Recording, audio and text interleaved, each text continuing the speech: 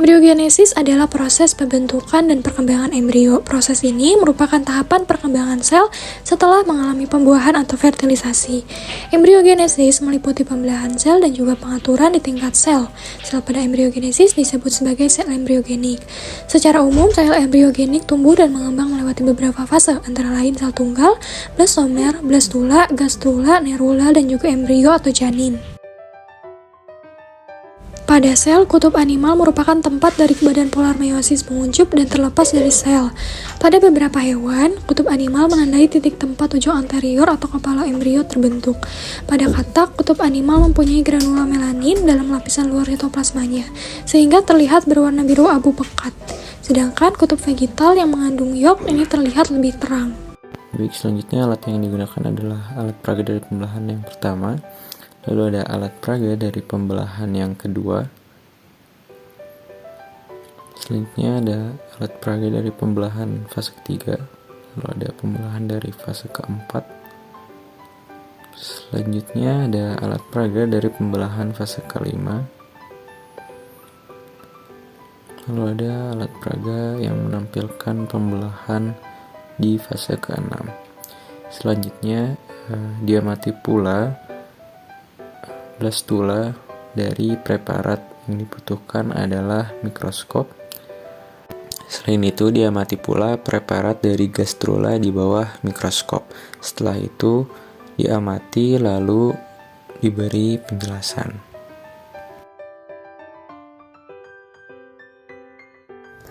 Tipe telur pada amfibi atau katak adalah telolesital. Tipe telur telolesital menurut jumlah dan persebaran yolknya adalah tipe telur dengan yolk hanya tersebar pada salah satu ujung atau kutub, kecuali pada bagian blastidik animal pole. Telur ini memiliki jumlah yolk yang sangat banyak, sehingga inti sel dari telur ini pun hampir terdesak keluar sitoplasma. Namun, letak inti sel tidak ekstrim seperti tipe telur megalisital. Inti sel pada telur tipe ini tidak terlalu dekat dengan membran sel. Contohnya, pada tipe telur ini adalah tipe telur amfibi atau katak. Bisa dilihat di gambar sebelah kanan merupakan model dari tipe telur telolesital.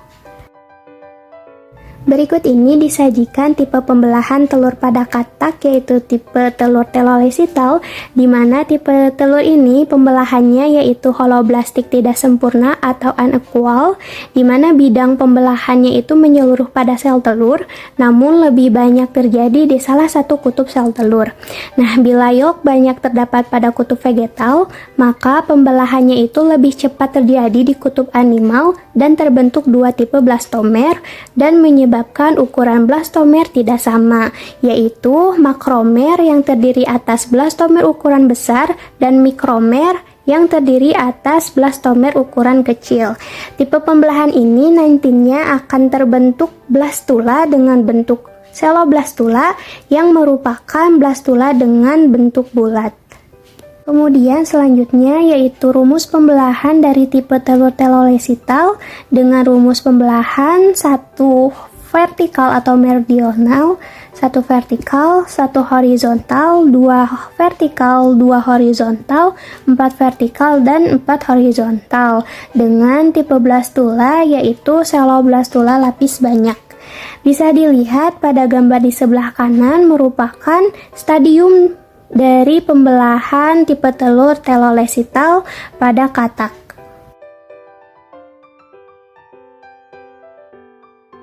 Pembelahan pertama yaitu membelah secara meridional atau vertikal melalui kutub anima dan vegetatif. Selanjutnya pembelahan 2 yaitu membelah secara meridional atau vertikal dan tegak lurus dengan pembelahan pertama. Kemudian pembelahan ketiga yaitu membelah secara horizontal dan tegak lurus dengan pembelahan pertama dan pembelahan kedua. Selanjutnya pembelahan keempat yaitu membelah secara meridional dan simultan atau secara sekaligus. Terakhir yaitu pembelahan kelima yaitu membelah secara horizontal dan simultan. Yang selanjutnya ada pengertian dari pembelahan atau cleavage itu sendiri, yaitu suatu proses perkembangan zigot untuk menjadi morula melalui pembelahan mitosis secara berangkai yang terjadi segera setelah pembuahan. Sel induk dari suatu embrio membelah menjadi 2 atau lebih sel anakan yang terjadi secara bersamaan dengan menempelnya embrio pada dinding rahim induknya. Hampir sama dengan pembelahan sel, pembelahan zigot ini terjadi secara mitosis. Akan tetapi, bedanya fase interfase pada pembelahan zigot atau cleavage ini terjadi secara singkat atau cepat dibandingkan pembelahan sel yang fase interfasenya lebih lama. Lalu, sel-sel yang dihasilkan dalam cleavage lebih kecil dengan ukuran yang tetap dan jumlahnya lebih banyak. Sel-sel anakan ini disebut sebagai blastomer. Adapun faktor yang mempengaruhi pola pembelahan, yaitu jumlah dan distribusi yolk akan mempengaruhi polaritas pada zigot yang mengakibatkan pembelahan menjadi tidak sempurna. Semakin banyak yolk, persebarannya tidak akan merata sehingga pembelahan sel terhalang. Lalu adanya sitoplasma atau ribosom dan sentriol.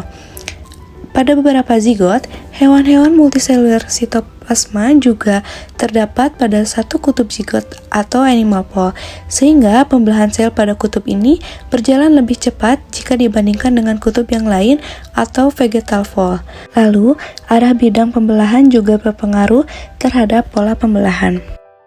Telur memiliki 2 kutub yang disebut dengan kutub vegetal dan kutub animal. Kutub vegetal adalah kutub yang terletak di bagian bawah di mana terdapat banyak yolk, sedangkan kutub animal adalah kutub yang berada di bagian atas di mana tempat blastomer berada dan yolk yang terdapat di kutub ini lebih sedikit. Keberadaan yolk dapat menghambat terjadinya pembelahan. Oleh karena itu, cleavage akan dimulai dari kutub animal. Pembelahan pada amfibi terjadi melalui beberapa tahap pembelahan hingga akan terbentuk blastomer yang terdiri dari 32 sel. Pada dasarnya, proses pembelahan sel atau cleavage pada hewan-hewan multiseluler dan manusia adalah sama karena selalu diawali proses fertilisasi yang kemudian menghasilkan sel tunggal zigotik. Zigot yang bersifat uniseluler ini kemudian melakukan pembelahan mitosis berulang-ulang sehingga menghasilkan sel yang banyak dan berukuran kecil. Cleavage pada hewan-hewan multiseluler mengalami perbedaan pada pola pembelahan selnya. Detail pembelahan bervariasi antara spesies ini dimulai pada pembelahan pertama yang menentukan apakah 2 sel pertama pembelahannya merata atau tidak dalam hal ukuran dan jenis bagian sitoplasma sel yang akan diterimanya.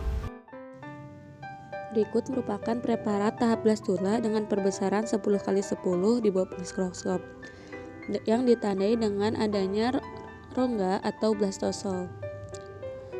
Selanjutnya ada preparat pada tahap blastula pada masa early stage di mana sudah mulai adanya lekukan akibat dari pergerakan sel untuk menata dirinya sesuai dengan peta nasib.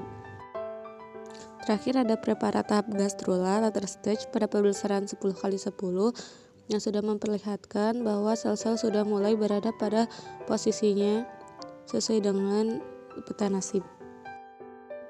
Berikut kesimpulan dari praktikum kali ini. Terima kasih telah menonton.